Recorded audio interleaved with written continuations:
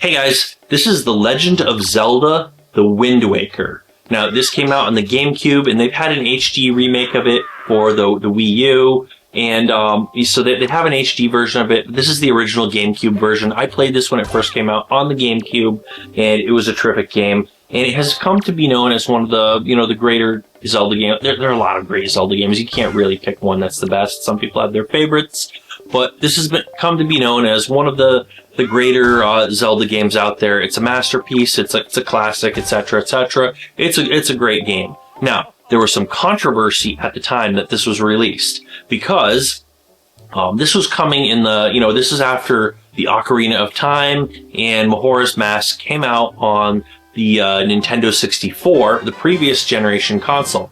Now, they had shown online some demo videos of what the next Zelda could be like, and everyone was imagining it would be like Ocarina of Time or even like Majora's Mask, but more realistic, using the new, because the GameCube was a next-gen console coming after the N64. People expected, hey, they can make it even better, more realistic looking, more details. We'll have something like, because Ocarina of Time was the first 3D Zelda, and that was revolutionary at the time. So, people were like, well, that was so amazing. We want more of that. And they're thinking more, but a little bit better. Next-gen console, we're going to have this the same thing, but way better, taking advantage of the power of the next-gen console, better graphics, etc., etc. And they saw a demo of it that looked pretty amazing, and people were getting really excited of what, quick, short demo of what the next Zelda could look like. Now, that's not what happened. They announced the Wind Waker, and it was cel-shaded. Now, this is not what people wanted. It's a huge departure from what people were expecting. Nothing wrong with the cel shading. Turned out it's great. But it was, people wanted one thing. It's like they were almost promised one thing. They were expecting it, and then they got this. Now, had they given people something realistic like that first, and then given them this, like this was a bonus, I think everybody would have been happy and they could have avoided all of that controversy in the first place. Now, anyways, they came out with this. It was cel-shaded. It's their first cel-shaded game. It's when the concept of cel-shading, at least to me, was introduced. And the idea with cel-shading is it basically looks like a cartoon, like a 2D cartoon from the side, but it's actually 3D. Like a character would be 3D. You can walk around it from every angle, but each angle you look at, it looks like a hand-drawn 2D cartoon. It's pretty neat when you actually see it implemented, and I'm sure everybody's seen different versions of this by this time in history, but at the time it was kind of a unique idea, but it gave it more like a less realistic and more of a cute feel, and it isn't really what people wanted out of a Zelda game at the time. Now, it was a great game, and I think people could have accepted it more if they got the thing that they expected first and saw this as, something extra. But in any case, I bought this anyways. I was disappointed, just like everybody else, but I still thought this would be a good game, and I it's a Zelda game, huge Zelda fan, been playing it since the 80s, and I wanted to get it anyways. I got my GameCube, I got the Wind Waker, I played it, it was great.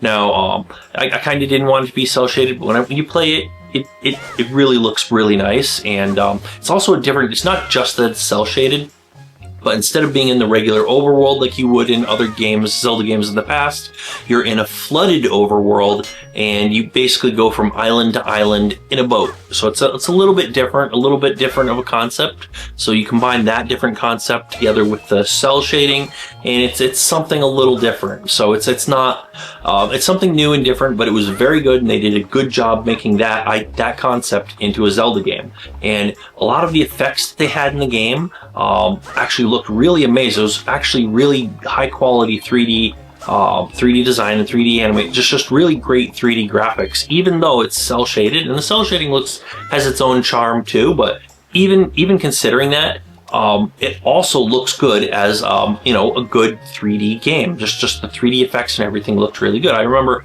going up through a volcano, right, and walking up the path, and I see like ashes or embers or whatever floating through the air, and it looked very it kind of made it look real. I don't want to describe it as realistic, but it was immersive. It was very immersive 3D game, and it was great. A lot of interesting places to go, a lot of great gameplay, a lot of same, puzzles and stuff that you would expect, all the dungeons, all that sort of stuff.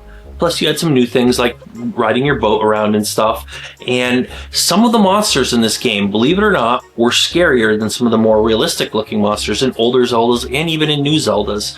So it had some of those monsters, just something about how they drew them, just something about it made them look extra creepy. Just somehow how they drew their faces and how they moved around and behaved made them look extra creepy. And I'd say they have a higher creepiness factor and a higher scariness factor. So throw that in there too. That was just an additional unexpected surprise to the game. So overall, really great game. People love it. People want to go back and play it. People want the HD version. People have been waiting for this to come out on the Switch for quite a while. Might not happen. Maybe it's going to come out on the Switch too. Maybe they'll come out with something that's compatible with both. Really, they should. I don't think they need the power of the Switch 2 to play this, even if they remaster it. So this may come out on this right now, as of today. It's February. It's 2025. The Switch 2 has not come out yet. They should be doing the official announcement in, I think, a couple months. But anyways, yeah, this has not come out yet on the Switch. As soon as it does, I'm going to pick it up because I'd like to replay that on my Switch. I don't have my GameCube hooked up right now. It's in the closet behind me. And yeah, so there's that. And they had a response to this. I'm going to make a video on, on the Twilight Princess next. So literally after I hit the stop button for this video, I'm going to grab that game and talk about that one in a separate video. So stay tuned for that. Make sure you hit the subscribe button, hit the bell icon, so on and so forth. But yeah, so I should mention it in this video before I get on to the next video.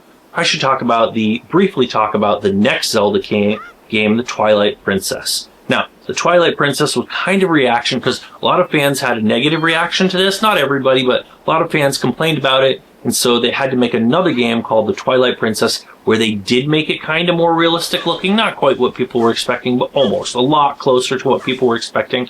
A lot more realistic looking, and not cel shaded in the way that this one is.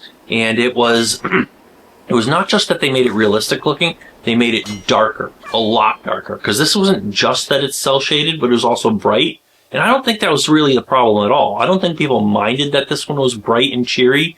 People didn't need a darker game, but that was one of the things that was different about this. So when they made people complained about that, so the creators of Zelda were kind of forced. So anyways, yeah, I had to stop the camera real quick for a second there.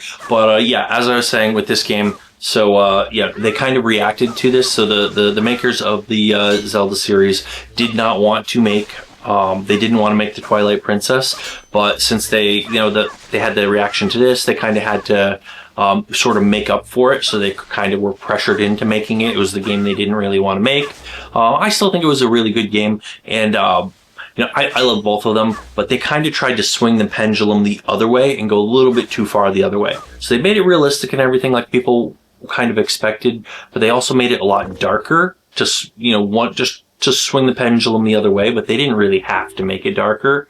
It still came out good, but could have been a little less dark, but I wouldn't change it now, but it still came out good, and I was still yeah, so the point is they really just didn't have to do that, but they did. They were like overcompensating, swinging the pendulum the other way with the with the Twilight Princess. So this game, the fans' reaction to this game, because they didn't get what they wanted in the first place, is what led to the creation and the whole tone and setting of the Twilight Princess. So this one being swinging one way and the Twilight Princess swinging the other way. So this influenced the future game, and a lot of other things influenced it, like gameplay and stuff like that. But anyways, that's it. That's my review for this game. Leave a comment down below if you have your own thoughts, whether you liked it, didn't like it. What's your favorite Zelda? Leave a comment down below. Does this one stack up against other Zeldas? And that's about it for today. So remember to hit the subscribe button, hit the bell icon, and that's about it. So thanks for watching, and we'll see you guys on that next video.